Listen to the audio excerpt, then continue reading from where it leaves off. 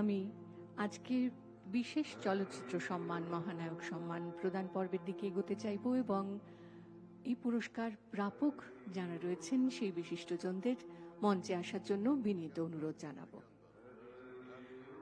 আপনাদের মঞ্চে আসার জন্য বিনীত অনুরোধ জানাই।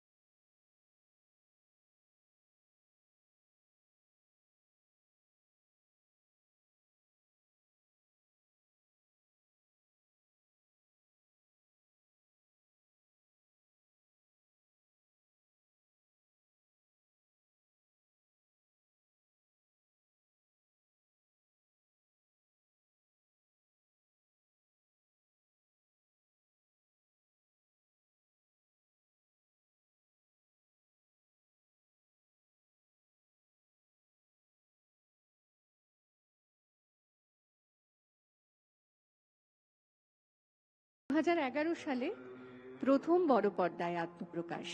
তার অভিনীত উল্লেখযোগ্য বাংলা ছবির মধ্যে রয়েছে অযোগ্য, রক্তবীজ, প্রধান, কাবেরী অন্তর্ধান প্রভৃতি। বাংলা চলচ্চিত্রে তার অবদানের স্বীকৃতি স্বরূপ অম্বরীশ ভট্টাচার্যকে বর্ষসেরা চলচ্চিত্র সম্মান প্রদান করতে পেরে আমরা আনন্দিত।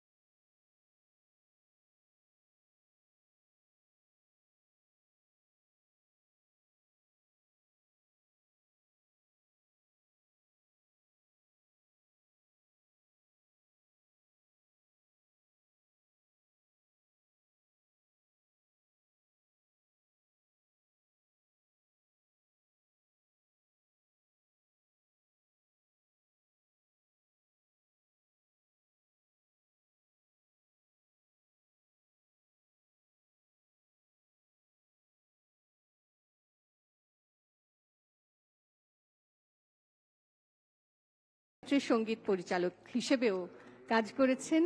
হঠাৎ বৃষ্টি, হ্যাঁ, এবং আমরা আজও তার গান শুনবো আর কিছুক্ষণের মধ্যেই।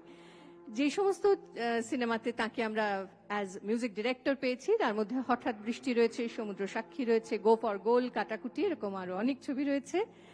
তিনি বেশ কিছু ফিল্মে অভিনয় পর্যন্ত করেছেন। এই বেশ ভালো আছি, খেলাঘর, কাটাকুটি, এই সমস্ত ছবিতে আমরা তাকে অভিনেতা হিসেবেও পেয়েছি। এরই সঙ্গে আজকের শর্টকাট ছবির কাহিনীকারও ছিলেন নচিকেতা চক্রবর্তী। আমরা একটু জোরে হাততালি চাইবো আপনাদের কাছে। মহানায়ক সম্মান প্রদান করতে পেরে তাকে আমরা অত্যন্ত গর্বিত।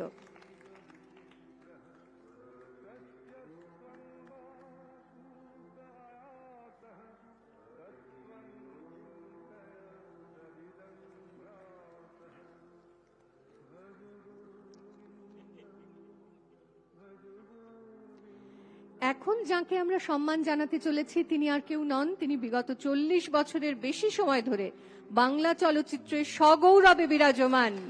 1983 সালে দুটি পাতা ছবিতে নায়কের ভূমিকায় তাঁর আত্মপ্রকাশ। তাঁর অভিনয় শৈলী মুগ্ধ করেছে আপামর চলচ্চিত্র প্রেমীকে এবং মুগ্ধ করে চলেছে অগণিত মানুষকে। চলচ্চিত্র শিল্পের প্রসার এবং উন্নয়নে তার কর্মদক্ষতা প্রশ্নাতীত। চলচ্চিত্র শিল্পে যুক্ত কলাকুশলীদের উন্নয়নেও তিনি সর্বাগ্রে এগিয়ে এসেছেন বারবার।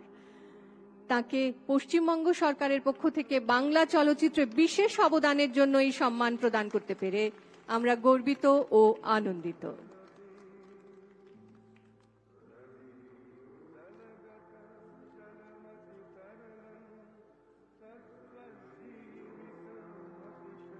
আমরা এবার আমাদের দিদি অর্থাৎ মাননীয় মুখ্যমন্ত্রী মমতা বন্দ্যোপাধ্যায়ের কাছে তার বক্তব্য রাখার জন্য অনুরোধ রাখলাম।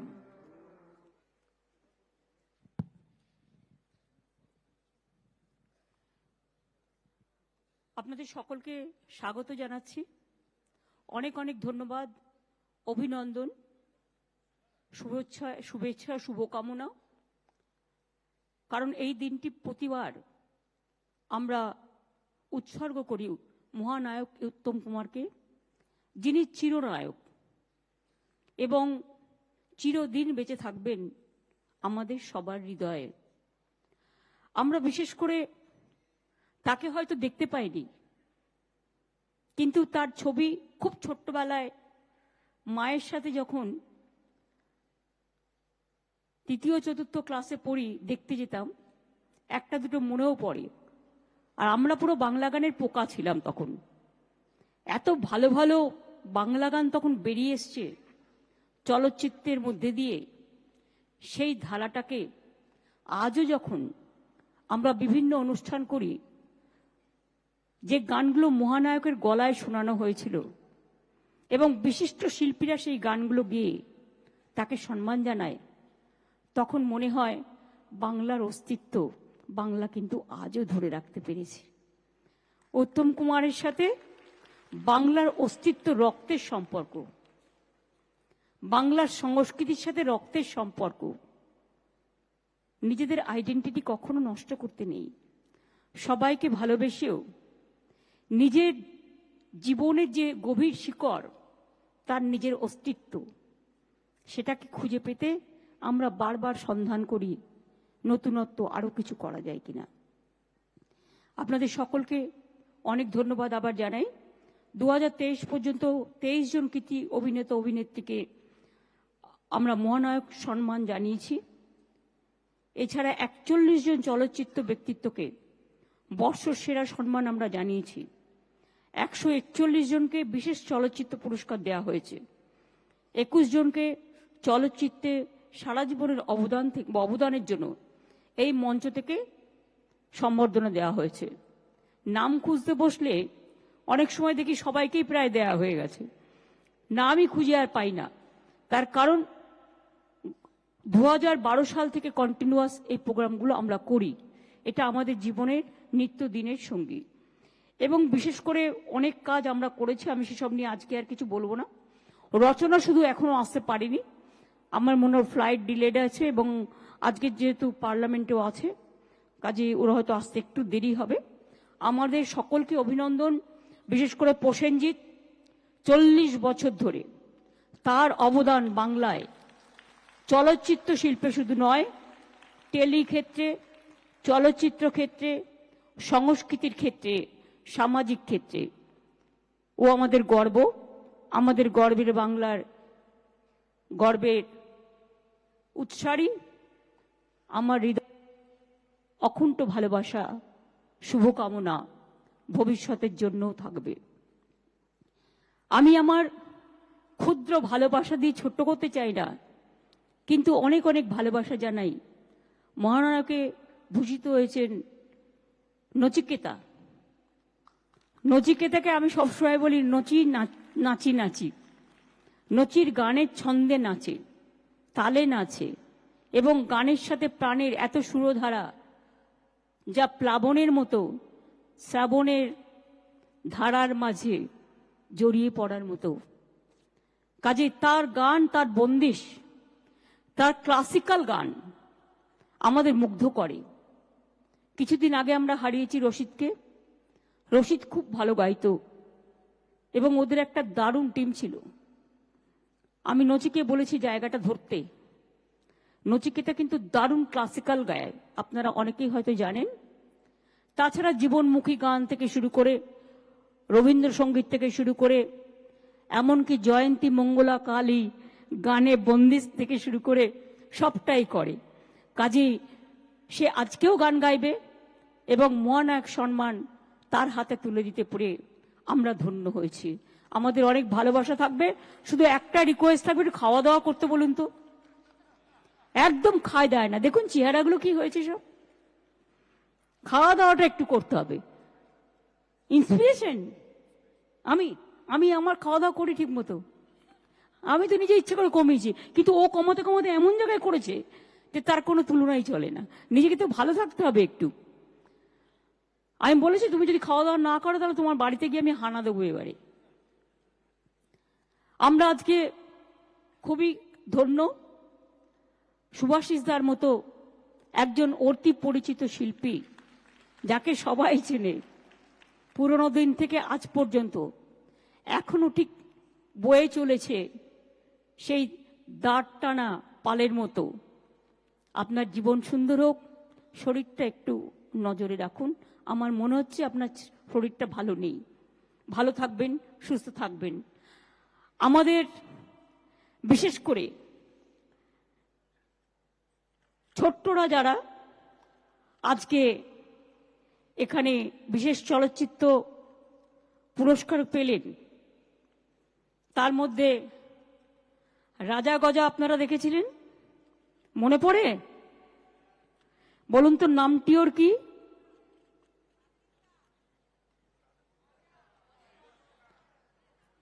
তার নামটা কি? অম্বরীশ। খুব মজা করে সিনেমা করে, টেলি একাডেমি সবকিছুই করে, টেলিফিল্মেও কাজ করে এবং কখনো তার ক্লান্তি নেই। কাজ করে যাওয়াটাই তার জীবনের স্বপ্ন। এখনো জীবনের অনেক দিন বাকি আছে, অনেক কাজ করবেন, আরো অনেক অনেক মুকুট নিয়ে আসবেন নিজেদের খাতায়, এটা আমার বিশ্বাস আছে। তাকে আমার অনেক ভালোবাসা। রুক্মিণী, হয়তো ভাববেন রুক্মিণীকে অনেকে আমরা আবিষ্কার করেছি দেবের কয়েকটা সিনেমা থেকে। খুব ভালো কাজ করে, ভালো মেয়ে, এবং আমাদের অনেক অভিনন্দন থাকবে আগামী দিনের জন্য। এবং please congratulation to Dev also. ওরা পার্লামেন্টে ভিজি আছে বলে আসতে পারেনি।